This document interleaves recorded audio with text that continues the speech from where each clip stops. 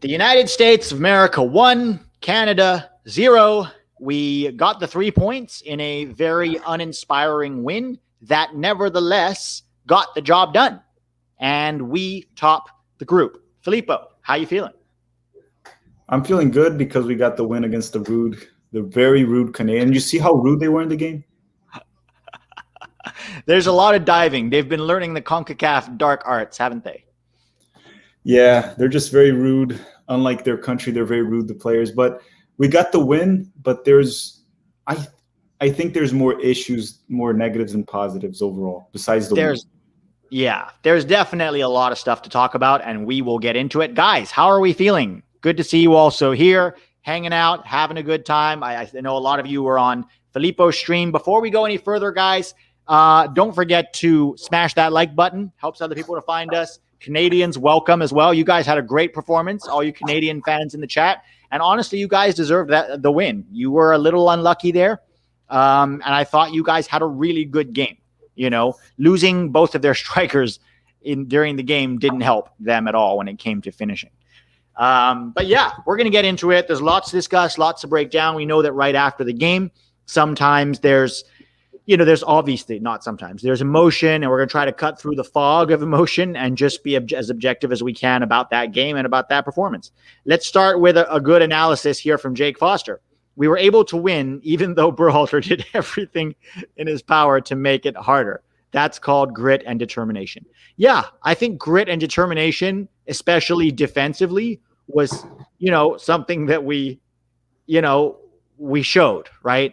I think also the fact that they didn't have their, strikers on the field helped us, right? They weren't able to get, the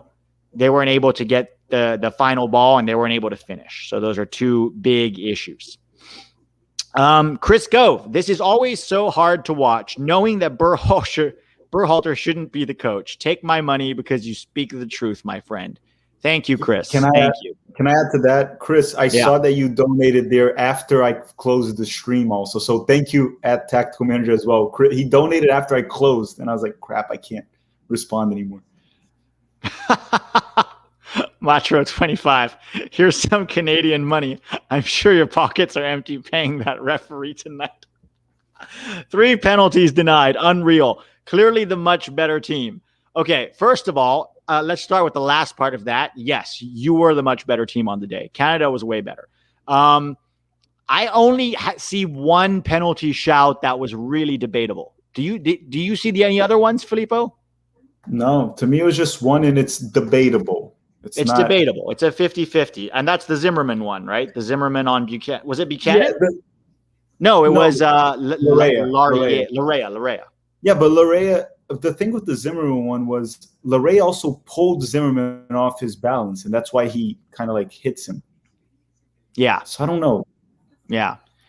I think that he pulled Zimmerman down first, and then Zimmerman kind of got in the way. So I actually think they fouled each other.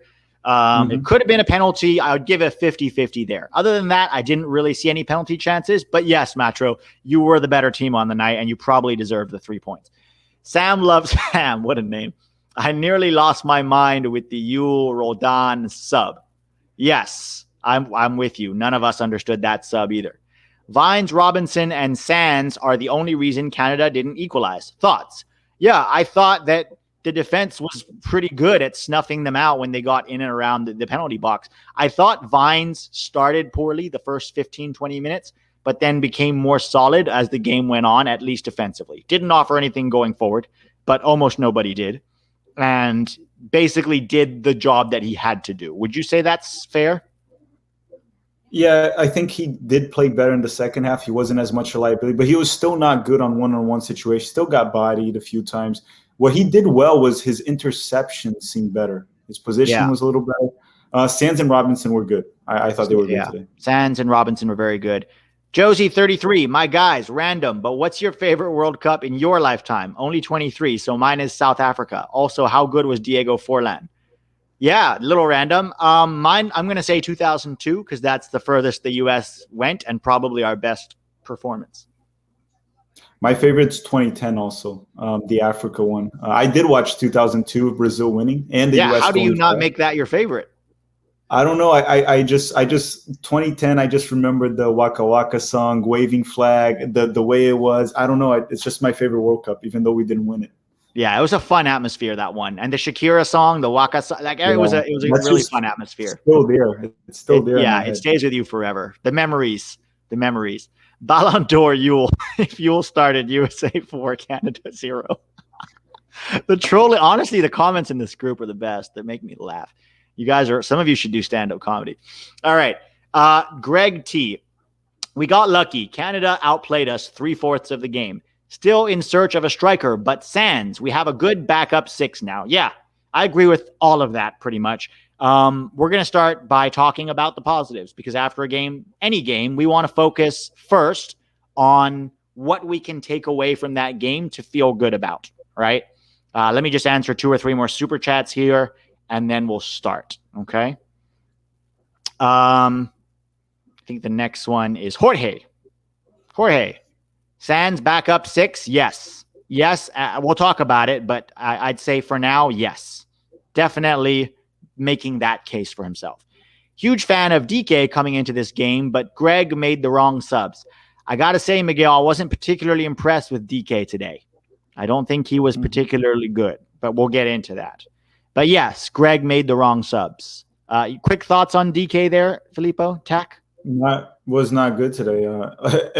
Even when it comes to performance, I can't say Zardes was worse than him. It was the same. No, it's similar from both of them. Yeah. USMNT, no midfield creative players wanting to take it upfield. You thoughts about USMNT midfield? I mean, nothing's changed. I have said these things over. I feel like there's a dead horse that I'm beating to death about the midfield again. When you have Lletget and Roldan and Acosta in your midfield, you're not going to get a lot of penetration. That's just the truth. And we saw that again today, outside of the goal, right, which obviously was good. And, Canada was a mess defensively, and we took advantage of that. But then after that, we really didn't do much, All right, man, we really need from Juan Montelongo. Man, we really need wingers. It's like we were missing a true left winger. If only we had a good left-footed goat like Breck Shea. Oh, the Breck Shea love. They love him so much. Are they trolling, though, or is he actually real? They're trolling, but it's just they really like to troll Breck Shea. Can you take this one, Ryan Kerfman? Yeah. I feel crazy for saying this, but I literally don't think I saw Acosta and you make a pass the whole game. So I thought Acosta, he did make a pass. It was the pass that Lletget got the cross for the goal, Acosta. But Jackson Yuill, he came into the game and it seemed like he never came into the game. No. And the first thing he did was give the ball away, remember? He came on and then gave it away for a counterattack. Yeah, I'm with you, Ryan. Busio out of position. Your thoughts? I'd rather see him on the left in midfield than as a winger. I don't know if Busio is really out of position. He can play several positions. I think that Busio's problem today was a real lack of anything. I mean, he didn't really show that much interest in even being there, to be honest. He was slow to react. He wasn't proactive. He, didn't offer much creatively or incisively and wasn't very good defensively. Didn't anticipate danger, didn't win his 1v1 duels. Really disappointing from Busio today, I thought. Hans says, this will boil down to an inept coach and poor roster selection. And yes, MLS apologists, we know there are good MLS players, just not a lot of these. Well, probably the best, most creative 2 players were on the bench most of the game. And in Williamson's case, he never even came on the field. So, yes, Hans, 100%. 100%. Pete, wait, did you just compliment an MLS player? I sure did. That's weird. I sure did. Yeah. Hans, I'm with you. Poor inept coach, poor roster selection, poor tactics. It was all of the above. All of the above, right? All right. I think I have 2. I've missed 2 yellow chats here.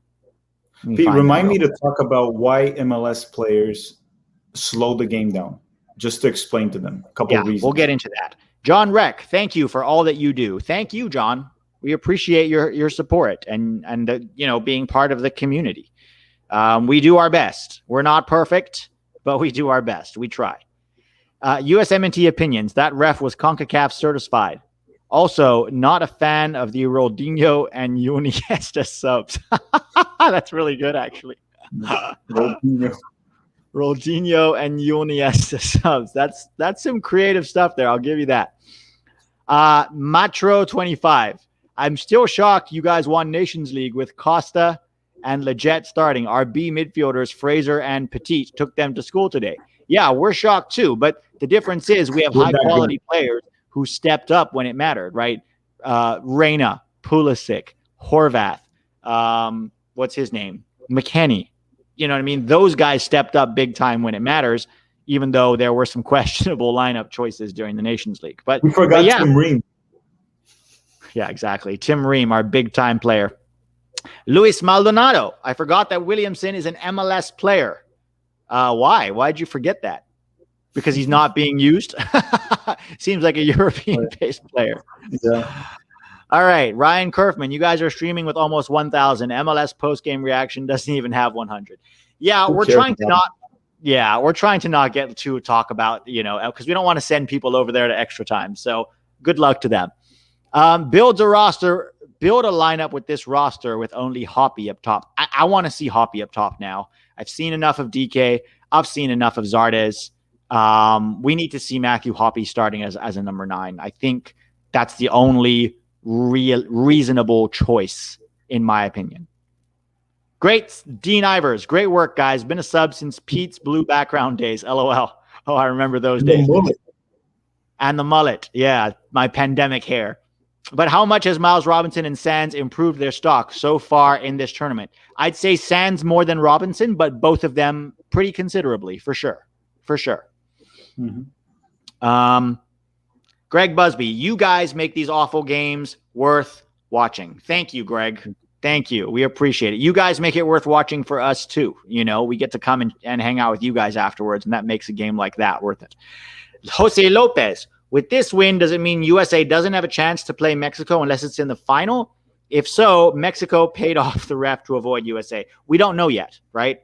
No. It depends on the Mexico-El Salvador result, which I'm going to watch after this. So if Mexico win that game, then yes, we don't meet each other until the final, or we have no chance of meeting each other until the final if we both get there. If Mexico loses or draws that game, then we could meet in the semifinal. So there's still that possibility open. So we're going to have to wait and see. Not sure what this is exactly. Maybe it's something we said. Agreeing with us. All right, guys. Well, thank you. Oh, wait, I missed one here from Chris Costanza. Did I? Yeah. Sorry, Chris. Here we go. Did y'all see Miles laughing at Tejan after he flew past Sands and tried to push the ball past him, and he turned on the Jets? Ha, ha, ha. Yeah, and actually, Tejan fouled Miles Robinson there because he wrapped his arm around his neck. I don't know if you saw this, Tack, but, Robinson is bodying him off the ball, and then Tejan literally wraps his arm around his neck and pulls him down. Oh, yeah. So that was right at the end. That was good defending from Miles. That reminded me of when Haiti was going at him and he almost got beat, but he bodied his player off the ball. I thought Miles Robinson was very good today, Chris, for the most part. Had one or two sloppy moments, but overall, I thought his performance was great.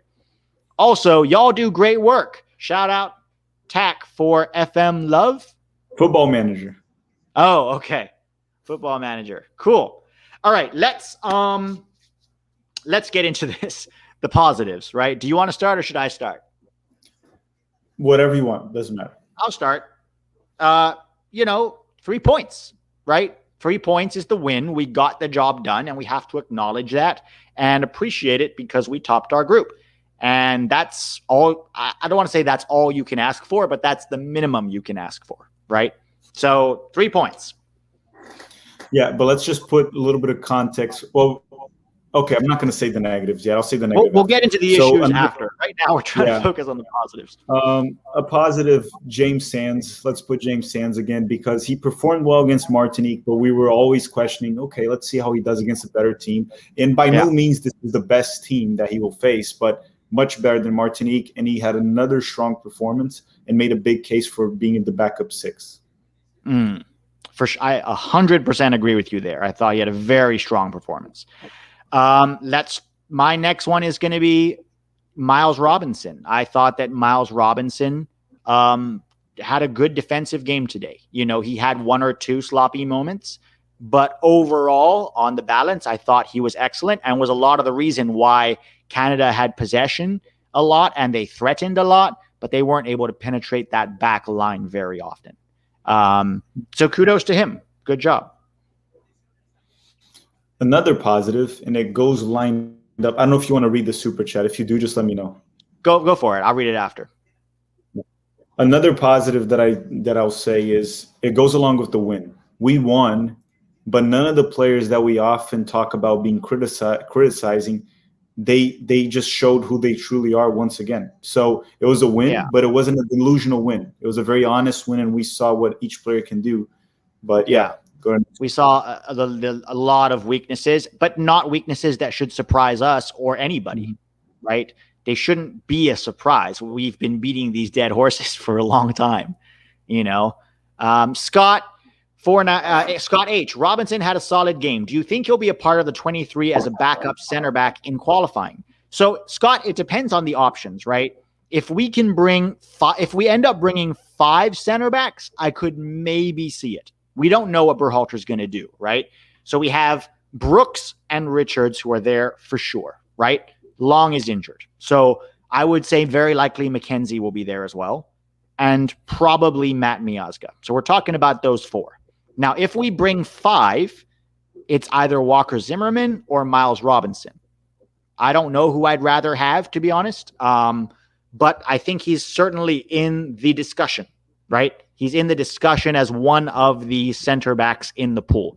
Let's also keep in mind, as Chris Cosenza pointed out, after Martinique, that this whole tournament, Robinson's been playing on the weak side, right? So to still be putting in pretty good performances on that weak side shows versatility. And I think he deserves credit for that, right? Any other positives to talk about? I think I did the last one, right? I did Miles Robinson. Yeah, I think not that many. I guess we could mention 2 players real quick. Matthew Hoppy came in, was very active, made some smart plays. Even had a play with Roldan where he wanted a 1-2 and Roldan held the ball too long and lost it, which we're going to talk about in the negatives. And I think Shaq Moore was also a positive again. I think he was fine during the game, scored the game-winning goal. Yeah, not as good as in the first game, maybe mostly due to the opponent being tougher, but he was a positive. Oh, Matt Turner. Yeah, well, you took all 3 of the positives that I was going to say. Oh, sorry. No, it's fine. I agree with you on all 3 of those. Talk about Matt Turner. Yeah, no, Turner was great. I mean, he wasn't really tested in terms of his distribution, but he made the saves that he needed to make. He was commanding in the box. A good performance from Matt Turner today, right? Like, well done to him. So far in the 3 games of this tournament, he's stopped all the shots you expect him to stop. I don't think he's been spectacular, but he's been competent and reliable. And I think that's for a goalkeeper, you want reliability, right? At least in terms of making the saves that he has to make. Ruben Duran, can't wait to see how big your 2 channels will grow by the time we get to Qatar. I hope so. Vamos, 11 Yanks, and Tactical Manager TV. Muchos gracias, Ruben. Thank you. Ruben is one of our faithful Patreon supporters. Really appreciate that, Ruben. Thank you. Brian V. Tack, you want to take this one? I'm so over watching Jackson Yo, Roldan, Vines until he improves in Belgium. If he improves in Belgium, we don't know if he will. Kellen Acosta, Jassy Zardes, Sebastian Lletget, they're all not good enough for this level G. Move on. G's probably Greg. Yeah. I'm not going to talk about them anymore. It's like so repetitive at this point. It's always the same things. And look, even if Vines actually goes to Europe, there's no guarantee he will improve. Yeah, there's none. There's none. We'll have to wait and see. And also, just one quick thing on this, Brian. When you say this level, this isn't even World Cup qualifying level. So if you don't look good against, Martinique or Haiti or Canada's B team, why do we think you're going to look good in World Cup qualifying, right? So we're with you. This is not news to anybody. Real quick, JJDTV, Josh, good game, guys. Disappointed from a rude Canadian. I know you're disappointed about the result, Josh, but I thought you should be very encouraged by your performance because you had a really good game. And honestly, if your 2 strikers had stayed healthy, I think you would have won. I think that's 3 or 4-1 if Akinola and what's his name? Sorry, the Orlando guy. Kyle Laren stayed healthy. So I think you should be encouraged by that performance. Robin Russell says, is it just me or does this prove more for Canada? The States were depleted, but so is Canada, and only saw some starters come in late. Laren also left. Yeah, Robin. Yeah. Again, I thought Canada, considering they were missing 5 to 7 starters and then lost 2 strikers, I thought they had a very good game. They dominated possession. They created more chances than we did. Canada's mistake was starting slowly. They were disorganized and switched off for the first 5 to 15 minutes of the game. And ultimately, that's what lost them the game. But the rest of the time, it was all Canada. And any Canadian fans in this chat should take huge encouragement from that. Positive, Greg Busby. No sign of Jonathan Lewis.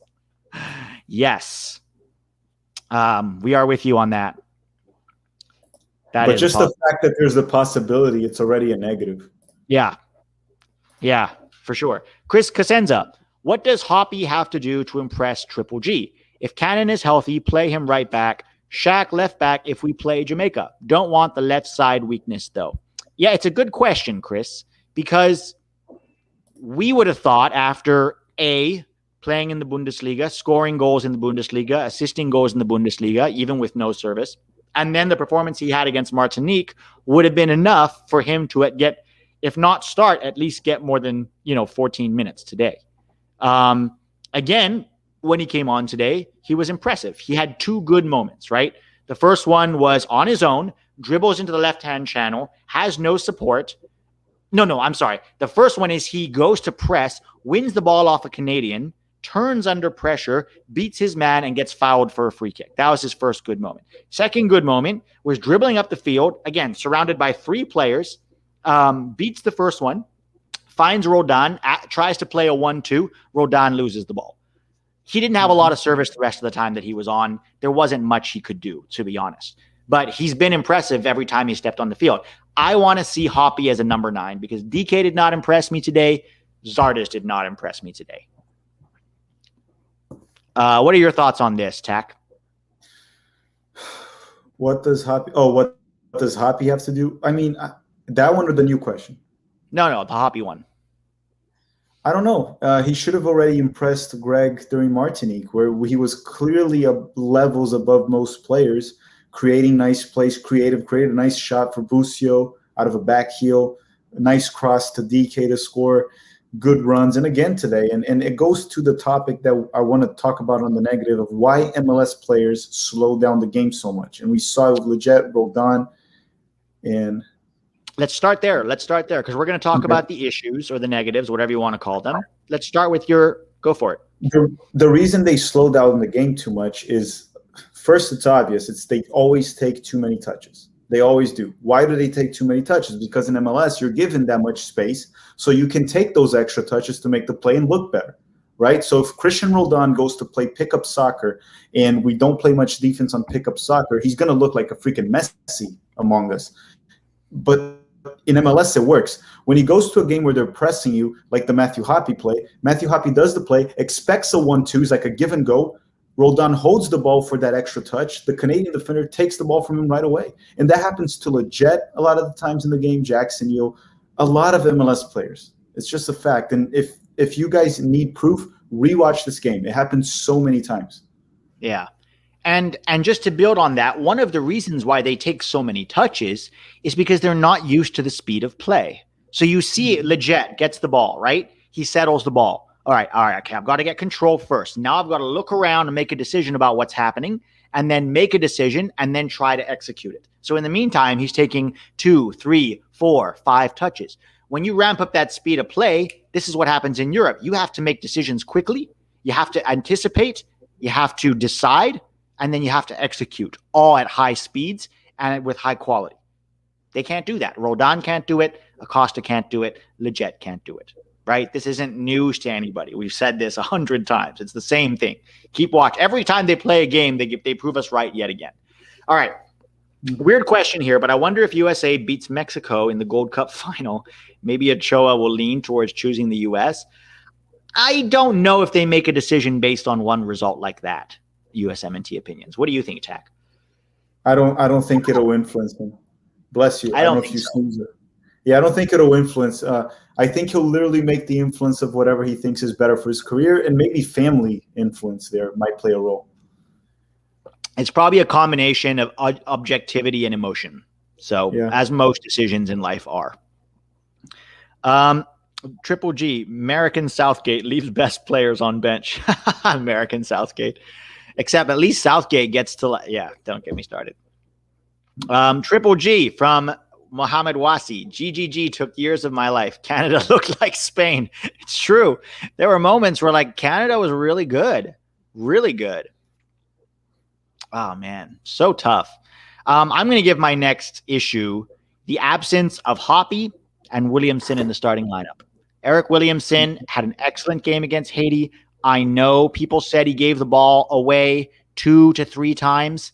Yes, that is correct. I still thought he created more than any other midfielder that played today ever did. So I don't understand why they weren't on the field. And I don't understand why they didn't come on the field when the midfield was so obviously our problem, when our strikers were not producing, why we didn't bring on Hoppy earlier. That's a huge issue for me. And again, just speaks to Greg Berhalter's inability to build a good roster and to evaluate talent. I don't understand it. I just don't. And it keeps happening. This isn't a thing that he does once in a while. It's almost every game or every other game. Somebody said that I missed a $15 super chat, and I apologize if I did. Whoever that was, could you, Dakotas to Ev Adult said it. Whoever it was, can you guys please put it back up here for me? I'm trying to find it here. The problem with StreamYard is you can only go up so far on the comments. You can only scroll up, so it's hard to find it if it's been too far back. They should have had an option where they put the super chats to the side and you can just go through them like a separate chat. Yeah. Is it on YouTube? Are you looking on the YouTube stream? Can we go scroll up there? I can't see it. I can't see it. Okay, well, whoever put it, I apologize. Please put it as a normal comment, and I will definitely answer it, talk about it. John Sanders says, thought Vines actually played well today. I thought he was okay defensively. He didn't offer a lot of going forward, a lot of width, a lot in the attack. I think Vines is pretty much is who he is at this point. He's like a lot of the MLS, midfielders, guys. You're talking about not a lot of technique, struggles when you compress time and space. Was pretty good. I think what you mean is with his positioning defensively today, then yeah, he was pretty good. Other than that, really a lot of the same issues, I think. Mac Ryan. If Triple G continues to pick Lletget, Acosta, and Yule, we will finish maybe 4th or 5th in World Cup qualifying. He cannot continue to pick bad players with experience over clear quality, regardless of age. Somebody said to me when I said, why are our 2 best players from the last game not starting today? This was when the lineup came out. Somebody in Twitter said, whoa, and dropped 2 experienced players who are going to be in World Cup qualifying. And I just put underneath, quality greater than experience. That's never changed. Never changed. Let's go back to let's just talk about experience for a second, okay? All right. My dad is 50 plus years old. I'm 27, okay? He never worked with soccer in his life. He watches soccer, right? I actually work with it. Who has more experience in soccer? Is it him just because he's 50-something, or is it me that actually does field work with soccer? So are these players more experienced when it comes to high-quality matches, all these MLS? Are they actually more experienced, or they're just older? That is my question. I don't think they're more experienced. Yeah. They're more experienced in terms of MLS appearances, but in terms when you having experience of playing high-quality soccer in high-pressure environments, they don't have that. So even the experience argument is a little bit null and void. American Soccer United. Most likely we play Costa Rica in quarterfinals. Who would you start, and what do you think our chances are realistically? By the way, keep bringing on the content. Love it. Thank you, American Soccer United. So I would probably trot out a 3-5-2 again because we still lack width. Turner in goal. I would keep the same. I don't know how bad Zimmerman's injury is. That's something to keep an eye on, guys. Hopefully it's not serious, because otherwise it's going to be Donovan Pines, and that's not a good thing. I don't think Donovan Pines is a very reliable defender. We also miss Zimmerman's distribution, right? But I would go, well, I don't know then if I would go 3-5-2. If Zimmerman's not there, I might go back to a 4-3-3. I don't know. This is the problem. There's not a lot of options, right? I'd probably go Bello at left back, Cannon at right back, or here's what I would do. I'd go Bello at left back. I'd go Cannon at right back. I'd go Sands and Robinson at center back. Williamson in midfield. I'd probably go Williamson, Acosta, Lletget, I guess. I mean, again, we didn't bring a lot of decent midfield options, so it's very hard. Yeah, probably Williamson, Acosta, Lletget, Hoppy up top. And then on the left wing, honestly, I would put George Bello at the left wing and Sam Vines at left back. Because who else you can put there? There's no options. Areola is still injured. Jonathan Lewis is useless. It's like this roster, and this speaks the fact that we can't even come up with a half decent starting 11 speaks to how bad this roster is, right? It's so poorly constructed, you know? What would you do, Tack? Assuming Zimmerman's out. Yeah, let's assume Areola and Zimmerman are both out. So it could probably so if Zimmerman's out, I would actually go with 4 in the back there because there's no way I would start Donovan Pines there. Very unreliable. Yeah. He actually had a game better than we expected. Very poor ball playing defender, and we're trying to play out of the back there. So I'd go with Reggie Cannon on the right, assuming he's healthy. I would put James Sands and Miles Robinson in the back. Then I would probably put George Bello on the left back. On the midfield, I might go with 4 midfielders, actually. Maybe a diamond. Like 4-4-2, a diamond. Yeah, that's actually not a bad 4-4-2. So I'd probably go the 6. I don't know who we put in the 6. Maybe Busio. I don't know. Because now we don't have Sands for the 6 anymore. Jackson Eo can't be. So probably Busio. And then put Acosta. Lletget. Lletget. And then I was actually gonna put Acosta and Roldan. I don't know what else to do there, and then put the 10 Lletget, and then up top Hoppy and Dike. Williamson? What about Williamson? Williamson? Williamson. Williamson at the 10, Lletget instead of Roldan. There you go. That's what I'll do. And then and then Hoppy and Dike. I'm going to switch and go with you too. That's probably our best hope right now. Give some creativity behind Dike and Hoppy, and then just let the Busio, Acosta, Lletget be runners, basically shuttlers. But even then, that's a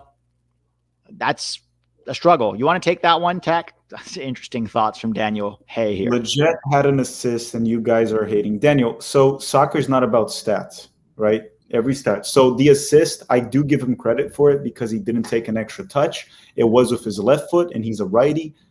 Props to Lletget for the assist. But the assist was also, he was in that position mostly because of a disorganized Canadian team. And besides that, he lost the ball several times. He was slow with the ball, too many touches, terrible on the set pieces as always. We're not hating. These are just plain facts. And we talked about his assist, and we gave him credit for that.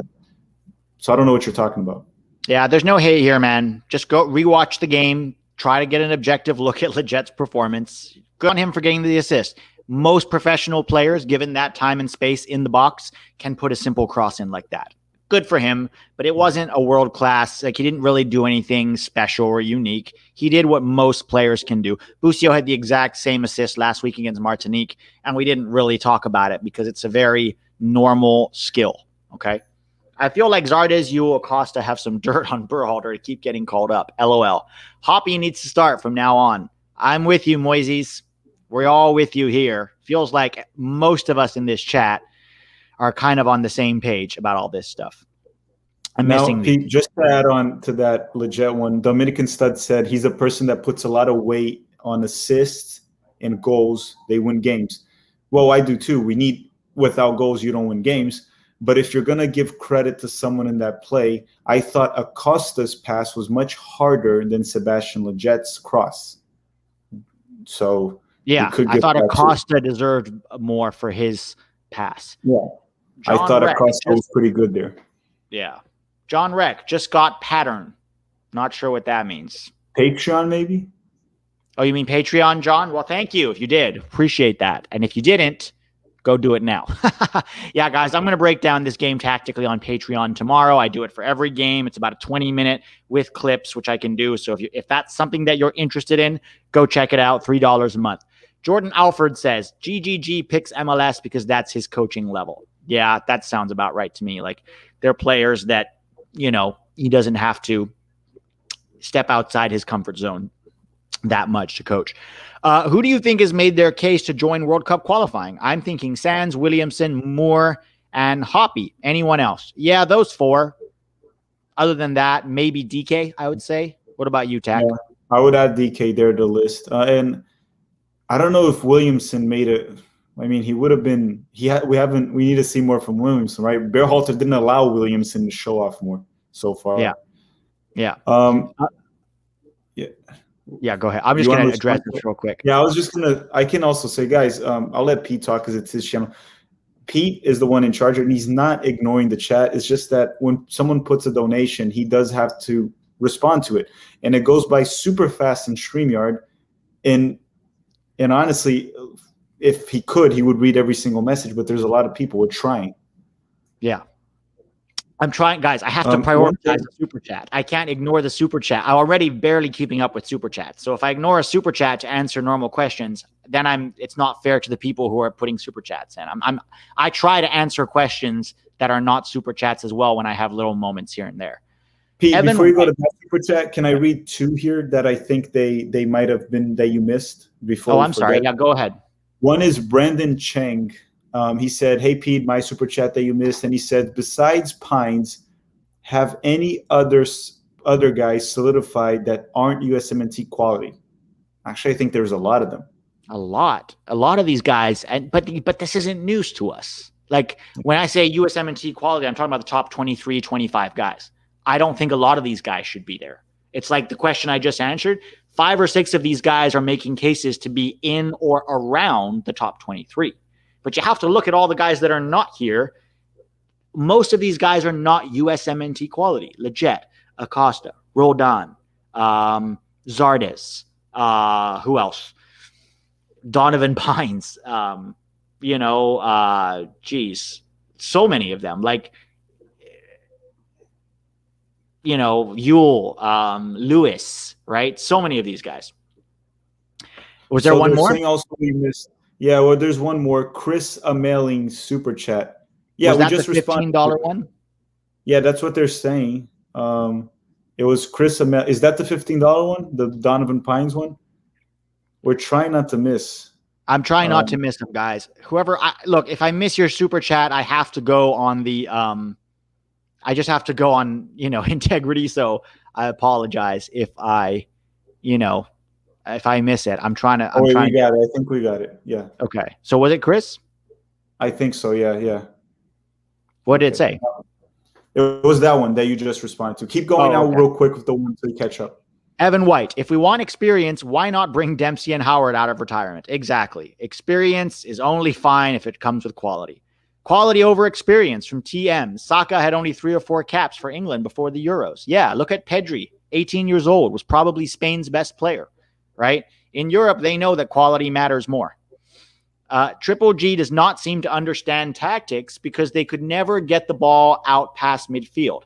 By the way, the $15 super chat was Chris Ammerling. I hope that was the question we answered, Chris, and my apologies for missing out on it. Yeah, I think tactically we've questioned Greg for a long time now, and he's done very little to change our minds. Shane, who would be a more dangerous team to face in the quarters right now, Jamaica or Costa Rica? I would prefer to face Costa Rica. Didn't they almost get beat by Suriname? They were supposed to lose that game. Yeah. What ended up happening in the end? So Suriname got the lead and was playing better, but then Suriname just lost it for 2 minutes. Costa Rica scored 2 goals, and then they got the win. 2 goals in 2 minutes. Gotcha. Yeah, guys, I would rather face Costa Rica. I'm gonna read also super chat that they keep spamming here, Pete, for you if you don't mind, real quick. So Frank Kassler said Shaq plays in La Liga 2 and has shined.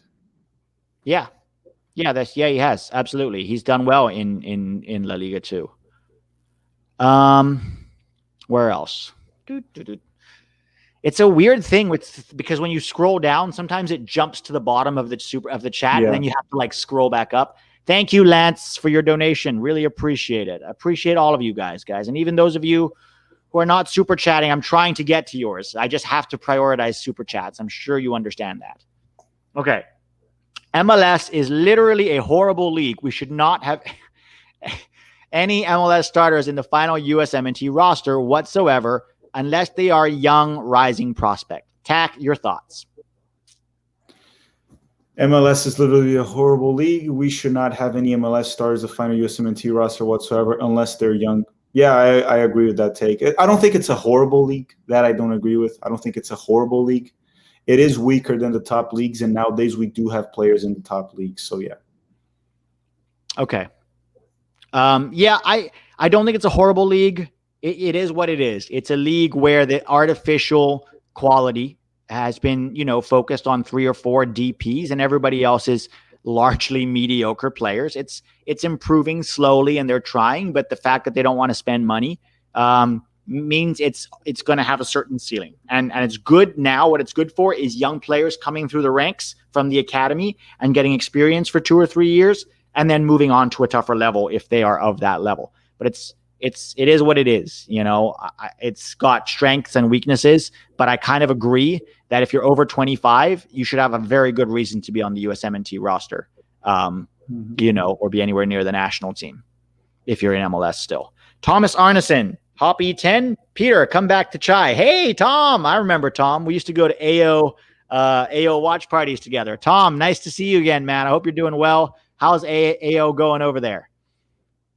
Rochat, MLS. Oh, no, that's the one I did. Sorry, just now. Jason Strada. First game of the World Cup, and we start Dike and Sargent as 2 strikers. What's your lineup after that? I guess if we already had our strikers decided for us, so probably go 3-5-2 then. But then that means, oh boy, that you made it hard now, because that means we can't fit Pulisic and Reyna in there. I'd probably then go Pulisic, Reyna, and Adams in midfield, because you've already picked my strikers for me. What I would do is bench Dike and have Pulisic play off Sargent as a second forward. But if that's already decided for me, Jason, I would put Pulisic, Reyna, and Adams in midfield, Robinson on the left, Dest on the right, Richards and Brooks in defense, and as of right now, Ethan Horvath in goal. Can you take the next one? Let me just find it here. Mm-hmm. Lance Kreminski. Oh, we saw this one already. Thank you. Yeah. It's Mac Ryan now. Mac Ryan. Which one is Mac Ryan? I wish they would let more. Oh, here we go. Yeah. Talk about the absurd Fox coverage. They're all such MLS homers who pump up our very average MLS players. Rob Stone, John Strong, Lalas, Edu, all a bunch of clowns and have no credibility. What's sad, Mac, is that a lot of these guys are ex-pro players. They know better, right? They're not stupid. They've played at high levels, right? Stu Holden played for Bolton in England. Like, they understand. But the problem is they all get paid to promote a product. So when you're watching them, you just have to understand they're being paid to promote a product, not to give you honest analysis. If you understand it, I just mute them. I don't even listen. I mute and I watch the game. And what most of you guys should do is turn on the game, mute it, and watch the live stream with, Filippo, because Filippo will give you better analysis. Yes, it's sad. I agree with you. It's sad and it sucks. There's nothing you can do about it, though, because that's the way it runs. Just come hang out at our super chat, at our hangout instead. That's all you can do. But yeah, I agree with you 100%, Mac Ryan. Are there any more that I've missed? I think you're caught up now. Am I caught up, guys? I'm sure I missed 1 or 2 here or there. If I did, I apologize. Please put it in the chat. Yeah. Right. Look, everyone, I'm going to respond to one thing. I am looking at the chat here to try to help Pete. Someone said, you guys should hire someone to check the super. Look, it wouldn't resolve. Just since we're very open with everyone here, the main problem is with the software. And I'm actually going to email them about this. They put the super chats and they don't put them to the side. So it starts to get mixed up and it reaches a point with so many messages that it disappears. So Yeah. even if we had someone, we still need to read the question, address it, and talk about it. By the time we get to the next one, it disappears from us. So it doesn't matter. We could hire 20 people. It wouldn't change unless they wrote down the question for us, just to make that clear. So the issue then is I would be rushing through questions in order to get to all the super chats. And I don't want to do that. If you give me a super chat to ask a question, I want to give you a thoughtful answer that's at least somewhat complete. And maybe I don't always do that, and I apologize, but I try. And so it's kind of this juggling balance of trying to get to all the super chats, but also trying to spend enough time on each super chat so I'm not just, shifting through them. Do you guys know what I mean? It's hard. I'm not going to lie.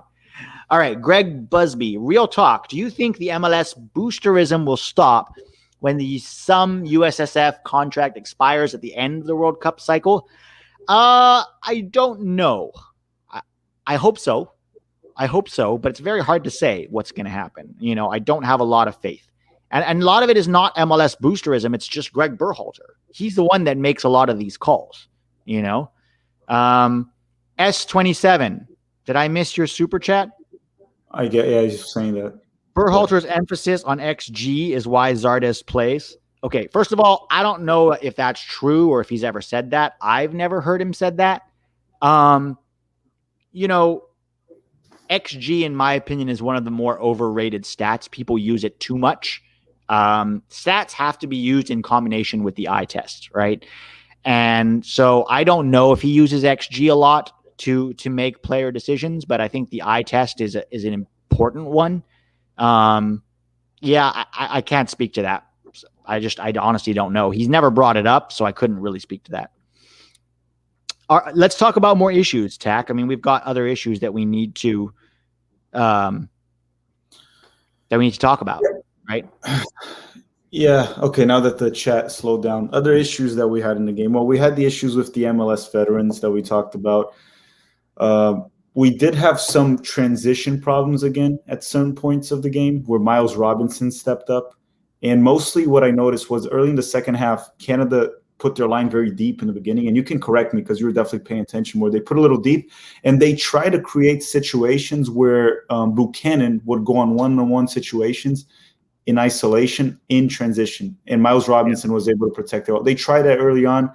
I thought it was more of Miles Robinson coming up big than tactically us being well positioned. I think that's a problem. Yeah. No, I agree. There was a lot of, honestly, the first 15 minutes, and guys, I'm going to put this all on Patreon tomorrow, so you'll be able to see it. The first 15 minutes was, them, basically saying, I'm not going to defend. We're all over the place. They were poorly organized. They weren't pressing. They weren't compressing time and space. They left players unmarked, and we scored in the first minute. And in the first 15 minutes, it was wild. We had 2 more chances. We should have scored, and then we didn't. And after the water break, about the 20th minute, you could see John Herdman talking to them. He got these guys more organized, understanding their roles and responsibilities. They started compressing time and space better. And then now all of a sudden, what happened? We looked lost. And that should not come as a surprise to anybody. When I saw that lineup, I knew that was going to be an issue, right? And then somebody saw the opening goal and angry tweeted at me, okay, watch the rest of the game. Now you have an honest opinion of how we played. So, that's just the truth, I think the context of the win also matters a lot, right? So we are celebrating the win, but let's go back 2 weeks ago. We were going to face a Canadian team. One, they would have had Alphonso Davies on one side and Buchanan on the other side. That would have been bad. 2, they probably would have paid Eustachio if they weren't if he wasn't suspended. That's another problem. Remember, Kyle Larin got injured. So imagine if this team had Eustachio at the 6, distributing the game, Alphonso Davies on the left, Buchanan on the right, Larin up top. I don't know if we would have won.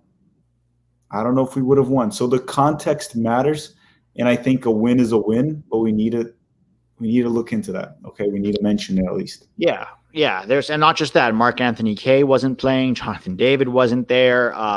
Their goalkeeper Milan Borjan wasn't there. Scott Arfield wasn't there. A lot of guys were missing from this lineup, and then they lost more players during the game, and we still didn't look like the better team, right? Austin Westbrook, James Sands to Man City when? I don't think he's quite Man City level, Austin, but certainly if he continues to, improve in MLS, he should get a European move. Absolutely. I still think he's got plenty of room to improve. Kevin Suarez. Yo, Pete, Tack, what is your B team lineup? Meeting backups for Qatar. I got Horvath, Cannon, McKenzie, Miazga, Bello, Sands, Luca De La Torre, Aronson, Weah, Hoppy, Conrad. Yeah, I don't hate that. I don't hate that. I would probably go Stefan, Cannon, Robinson. No, but you would go for that. Yeah. So Stefan, Cannon, Robinson, McKenzie, Bello, Musa, because Musa would not start for me personally. He would be my backup six. Musa, Luca De La Torre, Julian Green. And then on the wings, Tim Weah. But wouldn't Weah start for you? Tim Weah would start on my right. So Brendan Aronson would be on the left, Conrad De La Fuente on the right, and then Hoppy up top because Sargent would start for me. Yeah. So, that would be mine. You want to do yours real quick, Tack? So mine would be actually Ten Horvath. Then my backup right back would actually be Yedlin instead of Reggie Cannon. Then my two backup center backs would probably be Matt Miazga and either Robinson or Zimmerman. Either one. I think Robinson's a little more tech, but I'll just put Zimmerman. I guess I'll put Zimmerman there. No, actually Mark McKenzie. Sorry, forgot Mark McKenzie. So Miazga and McKenzie. The left back I would go with Bello. The six I would also go with Yunus Musa. Then De La Torre and Brandon Aronson. Then up top, I would have the center forward. I would probably have as a center forward Daryl Dike. And then on the left wing, I would have Conrad. And I don't know. I think from the options we have, I would be okay with putting Matthew Hoppy at the wing, even though I don't think it's the best. But for the B team, I would probably put him there, and he wouldn't start for the A team. So I would go with that. Okay. Thanks, Chad. Chad Brunt. Sorry. Coming in late, but that was a stinker. With Dike out, do we have a chance to make the final? Not drunk tonight. I don't know if Dike being out or not, we have a chance to make the final. Depends on the personnel we use, depends on how we play, depends on the opponent, depends what happens with Mexico. But if we're going to make the final, we're going to have to grind out these wins because apparently Greg has no interest in playing technical, creative players. So I don't think we're going to, if we keep playing like this, like we played against Canada, then we're not making a final. That's just the truth. We can't have another performance like that again. Sergio Skywalker. Tack, you want to take this one? So far from these players who joins the A squad, also thoughts on Busio joining Venezia FC with Tanner Tessman. So far, the players who joined the A squad here, not in Berhalter, in my opinion, I think James Sands could be a backup for the six, so he is an option for the A squad. I think Daryl Dike has made a case for himself, not because he played well, but just because he offers something different. Matthew Hoppy as well. I think that's about it for me, to be honest, right now, for the options we have. I don't think Williamson was bad. I just don't think we don't have space for him in the A squad right now. Now, I could say Bello, but I don't think Bello has made a case for him. Left back, we're just very struggling. But I would say made a strong case, I don't think. Yeah. Kevin Paredes, Jonathan Gomez, maybe John Tolkien. There are other guys we have to look at. So this is, okay, Soccer FNG. Can you guys make a video explaining some of the technical aspects using this game as an example? Remember, lots of FNGs coming before World Cup 22. What's a FNG? No idea. I don't know. So we cannot use game clips on YouTube, buddy. We get copyright strikes if we do that. But if you're interested in that, I do that after every game. There's a lot of technical stuff and a lot of tactical stuff on Patreon. After every game, I put a 20 to 25-minute video showing you, breaking down game clips, showing you the tactics, showing what is good technique, showing what is bad technique, all the way back to Nations League. They're all there. So if you're interested, it's $3 a month on Patreon. That's where I can do those videos. We cannot do them on YouTube as much as we would like to. Our channels will get banned, so we can't. Sergio Skywalker, we forgot to answer the second part of his question. He asked also thoughts on Busio joining Venezia with Tanner Tessman. Yeah. You want to say something about that? Or you want me to finish it up? Yeah, good for him. Yeah. I think well, he's going to one of the top 5 leagues. The Serie A is actually growing once again. It's becoming once again one of the best leagues. It had a rough decade, so it's good for Busio. And Venezia apparently is a good environment to be. So we'll see. We'll see. He'll probably get some minutes. It's not the best team of the league. Hopefully they don't get relegated, but it's good to see more young Americans go abroad. He's going to be pushed in Italy. He's going to be pushed in Serie A. If he has a performance like he did today, let's say he plays a game and he's jogging casually on the field. By the way, one of the issues today was Busio's performance. A real lack of intention, a real lack of ability on both. Not ability, because we know he has ability, but he wasn't proactive at all. He was very reactive. Even then, slow to defend, slow to get out and attack, no urgency to his play, no real desire. If he plays like that in Italy, he's going to get benched or worse, right? So he's going to have to push himself. He's going to be pushed. He's going to have to grow. He isn't going to have a hometown shouting his name every time he touches the ball like he has in KC, right? They love him there, and that's great. But that's not necessarily going to push him to grow and get better. Daniel Kroschik, however you pronounce that. Hoppy has a 10 in Gold Cup. Yeah, I think Williamson could play the 10 too. I think Williamson could play the 10 behind Hoppy and Dike, right?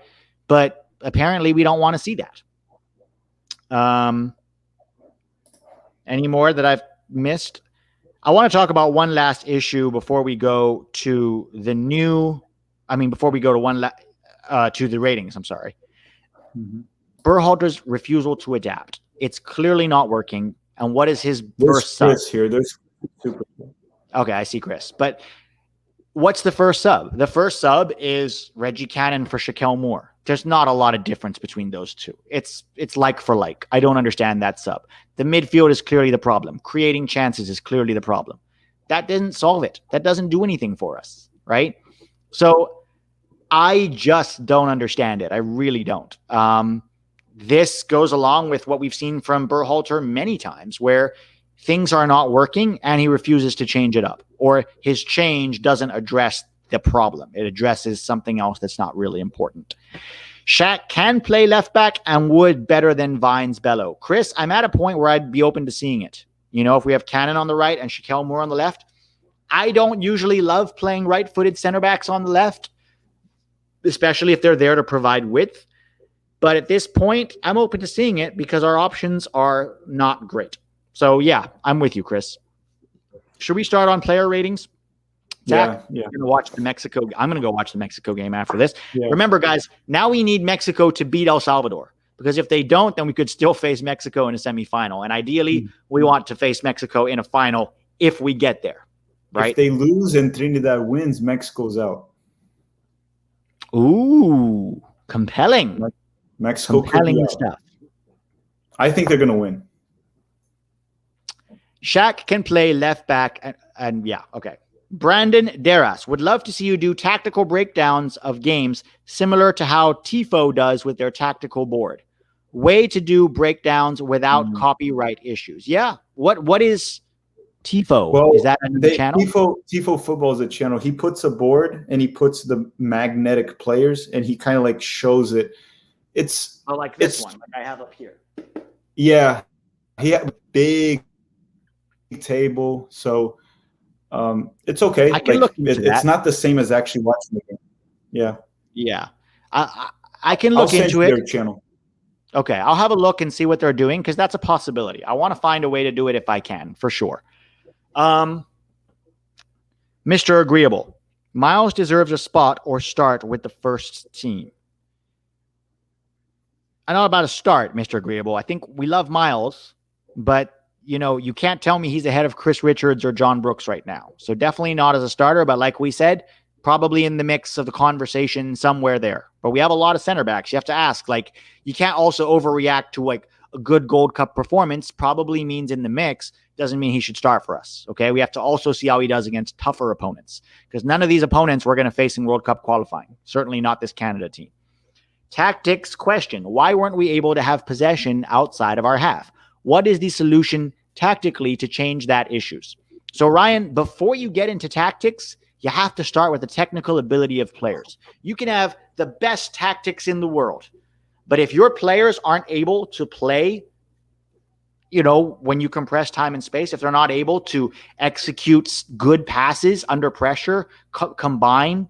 Let me give you an example of the 1-2, right? Hoppy gets the ball, beats his man, tries to play a 1-2 with Roldan.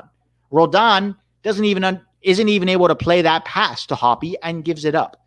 Like, you can have the best tactics in the world, but it doesn't matter if you have a midfield that can't play, that cannot create, a bunch of side-to-side connectors of the ball. How many times did they lose the ball when they had an open pass, right? So many times. How many times were they able to create to penetrate the back line? We had Dike and we had Zardes making runs, but even when we gave it to them, usually a poor touch means they gave it away. So it wasn't a tactical issue today. It was a technical one. It was a personnel and lineup one, right? Do you have any thoughts on that, Tech? No, remember, it's not a tactical issue. It's really technical. You can hold possession outside your half with any formation or any tactics, but the players just don't. I don't know. Will Stewart, DM on Twitter if you would like to know of an easy way to not miss super chats while using StreamYard. I will do that, Will. Thank you. If someone's got a solution, we are definitely going to look for that. Okay. Let's get into just put in your Twitter handle so I make sure I go DM the right guy, Will, or you DM me on Twitter, because then I'll know who you are. But otherwise I won't find you that easily. Let's start with Matt Turner. So guys, for this sake of this, 10 is excellent, 5 is average, 1 is poor, extremely poor. Mm-hmm. Let's start with Turner. I'm going to give Turner 7. I thought he did a good job. He made the saves he needed to. He wasn't he didn't have to do it. I'm going to give him an 8. I'm going to give him an 8 because he didn't make any mistakes. His distribution was fine. He was commanding. Yeah, I'm going to give him an 8. One of the reasons Canada didn't score. Yeah, technically, this is weird. It's like, technically, Matt Turner was a 10 because he didn't make any mistakes. He was perfect throughout the game, right? Besides with his feet a few times, but he wasn't even bad with his feet today. But yeah, I'm going to give him a 7 because I don't think he was tested enough. But when he was safe. He didn't compromise. So I'm giving him a 7. Also, 10 for me is when you make a world-class save, that should have been a goal, and that's when you make a bunch of those, then you get a 10. But making the competent saves that you as a goalkeeper should made, good. That is 8. Shaquille Moore scored the winning goal, did his job, didn't really get beat. Right? Probably should have offered more of a threat going forward. But I'm going to give him a 7.5. Mm-hmm. I'm going to give him an 8.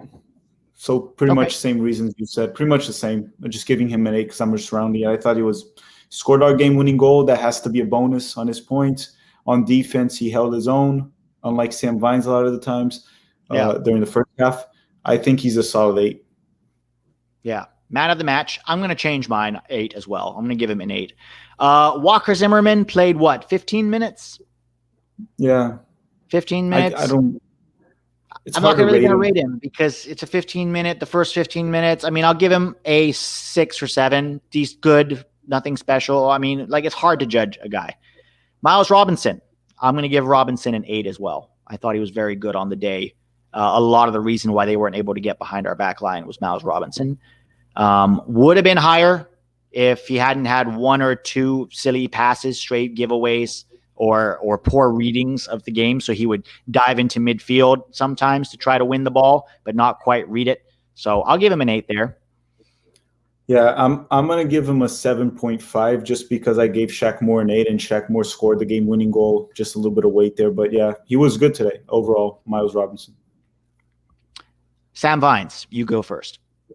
I'm going to give Sam Vines a 5, okay? Because I thought he was below average in the first half and a little bit above average in the second half. So I'm going to give him a 5 for the overall performance, a 5. Also, I thought while he was defensively solid, he did not contribute anything to the attack. Yeah. So 5, same goes for me. James Sands. Want me to go I'm going to first? say James. I'll start. James Sands was very good. He did fade a little bit in the last 20 minutes. Part of that, too, was people stopped making runs when he got the ball. And he did have 1 or 2 moments of giving the ball away. So I'm going to give him an 8. He would have been higher. But he had one or two sloppy moments. Overall, though, very good game from Sands. I'm going to give him 8.5, honestly. 8.5. Yeah, I'm also going to give him a 7.5. 7.5 because of how much he dropped in the second half. First half was very good. Very good. I just thought he dropped a little bit too much. So I'll give him a 7.5 for this one. Okay. Kellen Acosta. So I thought he was pretty good in the first half, actually. And then I thought he was pretty good in the first 20 minutes. After that, he faded. Yeah, and he did the goal that we scored. We give Lletget credit, Shaq more, but I have to give a lot of credit to Count. It was a good. He got lucky that the ball bounced back to him, but it was good vision, good pass. Yes, and it was fast. It was very quick to execute. I'm actually gonna give him a 5, just like Vines, because I thought he was very good for a moment and very bad for the rest. So I'm gonna give him average overall. The rest of the game, he was anonymous, guys. And it's like some people will say, but he got the second assist on the goal. Good. But you don't do something in the first minute and then nothing the rest of the game and get a good score. I'm going to give him a 5 as well, because he was one of the reasons we won, but then disappeared for the rest of the game. So 5 as well for Acosta.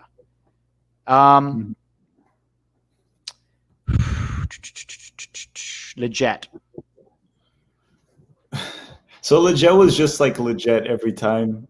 He got the assist. I'm also gonna give him a 5 for the assist. I'm gonna give him a 5. It would have been a lot lower if he hadn't gotten that assist. Like I said, guys, 5, like that cross with his left in space, in the channel, just like a simple cross across the 6-yard box is not, oh my God, what a play. It's what you expect from any professional player in that position with that time and space on the ball to be able to make that cross. Good for him for doing it. But then anonymous the rest of the game. Slow to react. There was a time where Tajon Buchanan gets the ball and he skips past Lletget like effortlessly. And Lletget's like doesn't foul him. It's what ended up being a 2v1 in attack. And Lletget doesn't foul him when he should have. It was just on both sides of the ball. So poor from Lletget. 5 is only because of the assist. Otherwise, I would have given him a 3 or less even. Who was the other midfielder? Gianluca Busio. Busio. I'm giving Busio 2. 2 or 3. 3. I'll give him a 3. Yeah, no, I'm going to give him a 2 because it was not only poor. I didn't like his lack of effort today. He just seemed very disinterested in the game. I don't know if that's because he had his Venezia move on his mind, but that's not acceptable from me when you're playing for the national team. Even if you are young, if you're 19, this is your chance to prove yourself. I want to see more, so I'm going to give him a 2. Yeah, I'll give Busio a 3, but for all the same reasons, just different rating. But he wasn't. I did not like what I saw from today. And we saw him drop a little bit to help on the defense. We saw him play as a 10. None of it was good. No, he didn't even take set pieces today. It was all Lletget. Yeah. And then let's get into Dike and Zardes. Our 2. This is the first time we actually saw a proper 3-5-2 from Greg Berhalter, that it was properly ran. And unfortunately, you have 2 very similar strikers, and it didn't really work. So let's start with Zardes. I'm going to give him a 4 or a 3. I'm going to give Zardes a 3 because I thought he was very poor on the night. Yeah, I think the thing is, I thought your 3 is fine because it's still higher than Busio. I'm going to give him a 4 just so it's a little higher than Busio because at least I saw effort right there from Zardes. Yeah, Busio, I didn't see that. So same reasons as yours. Once again, just giving it higher based on other ratings I gave. And can I catch on and go on Dike right away as well? Yeah. I'm giving him the same rating as Zardes. I thought he was the same effort, fought, but didn't do much. Yeah, and I'm going to give the same as well, 3 and 3 for both of them. You would expect them to be able to hold, especially Dike, to be able to hold up the ball with his frame, but he never did. And when he did, his touch let him down, his passing let him down. Not good enough. All right, so there's the starting lineup. Subs, Donovan Pines. Poor Donovan. He came in a tough moment, deputizing for Walker Zimmerman, and he had some very good moments and some very bad ones. This is tough. I'm going to give him a 5 because we kept the clean sheet. And he did make some very good, timely interceptions when it mattered, but he also had at least two or three bad giveaways that put us in dangerous spots that a better team would have capitalized on. Where do you put Pines? Yeah, I'll put him average. I don't want to be harsh on him. He did almost give Canada a goal. but overall, he definitely, I'll say he surpassed my expectations for when he came in. I thought he would make a lot of mistakes. He didn't. So congratulations to him. I'll say he was average. Yeah, I'm gonna give him a 5. Reggie Cannon. Reggie Cannon was an interesting one. I thought that Reggie Cannon, when he came on, should have been a leader and done a lot more than he did. And I didn't think he got too involved in the attack. Although at that point, maybe Greg just told him, hold the line and defend for the rest of the game. We can't apparently do anything in attack. But I didn't think he was very good, to be honest. He was fine defensively. I don't think he was very good going forward. So I'll give him a 5. Yeah, I'm going to give him a 4 because he was okay, like average. But I'm dropping it a point just because of that bizarre finish that he had a clean shot to the goal. And the ball is going to go to a throw-in. That's right. I forgot about that. I was just, okay, I just got to drop 1 point just because of that, Reggie. The same way I bump it up once for Lletget's assist or a goal, I'm bumping it down for that. Was just terrible. I'm giving him a 4. Okay. Christian Roldan. I'm giving Roldan a 2 because he came on and was terrible. As expected, completely anonymous, unable to even connect simple passes when under a little bit of pressure. Had a chance to slip Hoppy in the attack after a lot of good work from Hoppy. Nothing happened. Ended up giving the ball away way too often. Roldan has not changed, guys, for me from the player that he was in 2019. He's 27 now. This is who he is. Time to move on from him for the national team. I'm giving Roldan a 2. Yeah, I'm giving him a 2 as well. My worst rated player here because he didn't not only not do anything, he did some very bad plays. He was very bad up top. And just to make one thing clear before someone says MLS hate, even though I didn't see it, our highest rated players are MLS players, okay? We rated Reggie Cannon down. As far as I know, Reggie Cannon doesn't play in MLS. Yeah. Daniel Krawczyk. It's pronounced Krawczyk, but it's been butchered worse. Love your channel. Go US. Thank you, Daniel. Okay, and then the other sub, Jackson Ewell. The great Jackson Ewell, who came on and looked every bit as bad as he has this entire tournament and in Nations League and almost every time he stepped on the field for the U.S. I'm so freaking done with Jackson Ewell, guys. I'm giving him a 1. And I've never given a player a 1 before. I'm just done. There is no reason for him to be on the field. He's a liability with and without the ball. 1. Sorry. I'm done. Yeah. I'm going to give him a 2 just to match Roldan. I think he was equally as bad as Roldan. Actually, Roldan might have been a little worse, but Roldan was also more active, right? He was trying more. He was running more. Roldan was trying more than Jack. I'm just going to give him the same rating as Roldan, a 2. I'm also a little tired of talking about Jackson. I'm not going to add on to that. Next up, we have Matthew Hoppy. Matthew Hoppy. Hoppy looked good when he came on. Didn't have a lot of opportunities. Only had 15 minutes. Got almost no service. Every time he got the ball, he got it near the halfway line on the left-hand side and had to run through 2 or 3 defenders to try and create anything. Sometimes it didn't come off when you have 3 players around you. That's natural. And sometimes it did. I'm going to give Hoppy an 8, even though it was only 15 minutes, because everything he did on the field all of a sudden looked good. It was like, oh, yeah, this is a guy who actually can play under pressure. Yeah. I thought Hoppy was very good as well. He wasn't able to show off as much as he could because no one could connect 1-2 plays. They weren't feeding him. He was having to drop very deep and bring the ball up as well. I'm not going to give him an 8 because I don't want to give him a higher rating than a lot of players that contributed the whole 90 minutes, like Sands, Robinson. I'm going to give him a 7 for this one. But I'm pretty sure if he had played the full game, the rating would have been higher. And if he had maybe Williamson in the midfield, better service in general, it would have been. I'm just going to give him a 7, but I thought he was good from what he was able to do. I'm just rating him on his 15 minutes, and for those 15 minutes, he was good considering the circumstances. Drew Watson, Greg gets a 0.23574829 based on his precise science of balance / crappy roster choices.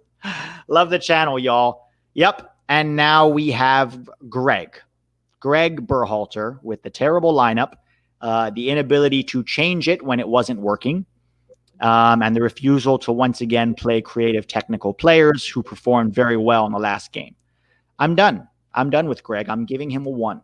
I'm just, it's so frustrating. Well, you know what? He got the win, so I can't give him a 1. That's not fair. I'm going to give him 2. I'm going to give Greg a 2. Yeah, I'm going to give him a 2. This could have been so much worse, and we got very lucky, but we did get the win, so I'll give him 2. Yeah, and again, a couple weird things, like a Daryl Dike, Zardes, 2 striker combos just very off. Lletget, again, no Williamson throughout the game. Hoppy coming in super late subs, while Canada was just kind of like controlling the game, creating opportunity. We got lucky that Canada didn't play. I'm not even going to talk about Fonzo Davies. Just the fact that Eustachio wasn't there was already a lot of luck. Just the fact that Larin got injured was a lot of luck. So I'm going to be a little less harsh on Greg Berhalter. I do like the fact that he did put Sands to play a 6 when we were attacking to see that, but I'm going to give him a 3 also, which is terrible. It's just Berhalter doing Berhalter things as always. Yeah. And the subs were awful. I can't forget the subs too. Yeah, those subs were terrible when we needed some better subs. It's just like so obvious to everybody, including people who don't even know that much about soccer, can see that, this midfield doesn't work. And Greg can't see it, so I can't. Ryan Kerfman, Donovan Pines equals Mertesacker. No, Mertesacker was a lot better than Donovan Pines, Ryan. There's a reason he played at a high level for a long time. Pete, you missed Al Hollywood. Do you want me to read it, or can you find it? Go ahead. So Al Hollywood sent a super chat, $5. He said, Twelman reporting the Busio fee. It's $10 million plus including incentives. KC should sign those papers ASAP. To be he has been playing too far. Honestly, for that amount, as much as I think Busio still has a lot to grow and he could become a very good player, 10 million is a lot of money for what he's showing. So I think plus incentives. So they should sign that very quickly. Yeah, if that's the amount, they should absolutely go for it, and hopefully he will improve in Serie A. I don't think he's going to start playing right away, and we should understand that. We're going to need to be patient with him. This is a very good argument, Frank, for people who say, Greg Berhalter favors MLS. He doesn't favor MLS. He leans on players he personally favors regardless of their quality. Mueller, Cowell, Flack, Bassett are all in MLS. Yeah, I agree with you there, Frank. Greg Berhalter made up his mind very early in his, USMNT career, that January camp, honestly, about certain players, and then he's stuck with them for the last 2 to 3 years despite performances. So, yeah, that's 100% right, okay? That's Greg for you, and we're stuck with him until after Qatar. So unless we start, World Cup qualifying is in danger, I don't think anything is happening to Greg. So we're stuck with him one way or another. Hopefully the quality that we have in our team will eventually prevail. But for right now, we're stuck with him, and I understand how disheartening that is for everybody, including us. But what can we do? All we can do is try to support the team, try to pick out the positives, and hope for, a good World Cup qualifying. Guys, it's been an hour and 20 minutes. Filippo's exhausted. Probably this is almost 5 hours for him. We're going to go watch the Mexico game. We're hoping for a Mexico win, so we don't meet them until the final. I know it's a rough game, everybody, but we're in the quarterfinal. That's something to look forward to. That's going to be another week from now, so we have lots of time to rest, lots of time for Greg Berhalter to do some reflection. Todd Cuddington. Tell me why the lineup was awful. He played your preferred shape, started Busio and Sands. So that's 2 players, Todd. That's 2 players. The lineup was awful because the best players first of all, the roster construction was awful. So we have limited choices, right?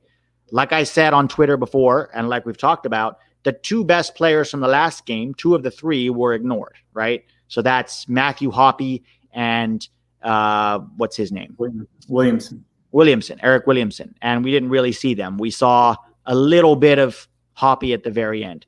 If you're going to play a 3-5-2, you have to understand you need 2 different types of strikers up top. You need a target man and somebody who can play off them. That screams Dike and Hoppy, or even Dike and Giawakini. the lineup itself had a midfield that was unable to create outside of that in the first minute. And I think the performance bears that out. I don't think I have to explain that. I feel like if you watch the game again, it'll be pretty clear how unable we were to create during the game. And I don't think I know you've had issues in the past, Todd, with saying that I have bias against MLS. I wanted other MLS players on the field. Like, that performance supports the idea that lineup was terrible. I don't know why I have to keep defending that. I don't think it's even just my opinion. I think most people feel that way, Thank you for the super chat. Wuxia Game Central. I give Greg a 0 despite the win. He did everything he could possibly could to lose. Poor roster, poor starters, poor subs, refusal to adapt. Just dumb. Guys, thank you for everything. I know this is it feels like not a win, even though it is. So let's hang on to the 3 points because that's the positive. Some encouragement from Sands. Hopefully we see more of Williamson and Hoppy in the next game. And, we move. Hey, We're in the quarterfinals. Do you want me to real quick just add on to the roster one? Yeah. We were talking about the lineup. So the reasons the lineup wasn't good, I mean, sometimes what he might have misinterpreted is when you said awful, he might say, oh my God, it's the worst. No, it's definitely better than what we saw against Haiti, for example. Yeah, that's true. But that was the worst one possible. The bad things of this roster is you lack creativity, right? So you have a player like Matthew Hoppy on the bench that can provide some of that with a dribble, with a cross, and you leave him on the bench and you put him in at the 70th minute. You see a lot of issues with the lineup and you don't change. The second thing is you're playing with 3 in the back, so that means you want to use your wing backs, right? Usually when you play with 3 in the back, you want them to attack in the flanks. If you want to attack in the flanks, the excuse for playing Vines is he's more reliable on defense than Bello, but Bello's better on offense. So if you're going to play with 3 in the back, why not go with Bello? It's an extra creativity option, right? A dribbling option. He put a combo of Zardes and Dike up top. That is a terrible combo when it comes to 2 strikers due to their attributes. It's just terrible. Along with that, a very midfield that just slowed the game. Didn't work. And it cost us. So those are the main issues. So it was a bad lineup. Maybe awful might be too harsh, but it's a bad lineup. Yeah. It was a bad lineup. Like you said, not as bad as Haiti, but definitely far from the ideal. And then the refusal to change it when it was obviously not working. Last one, guys, and then I really have to get going here. Caleb Adams, been saying for the past year, Sands is the ideal backup number 6 because he can flex between a center back and a number 6, 2 positions we really need depth in. I agree, Caleb. I agree. If we're looking for positives from today, Sands was one of them. And I hope we give him a run out. If Walker Zimmerman is okay, I hope we give him another run out at the 6 in the quarterfinal because I think he deserves it. Guys, thanks for everything. You guys have been awesome. Appreciate it all. Filippo and I are going to peace out. We'll see you on Sunday. I will do a breakdown on Patreon tomorrow. Filippo's going to have his 6-7 things on video, right, tomorrow? 7 things we learned. Yeah, I'll have it tomorrow. 7 things we learned. So hopefully there'll be more explanations coming, more demonstrations of what we mean and why we mean it. You guys have a great one. I'll talk to you soon. Take care.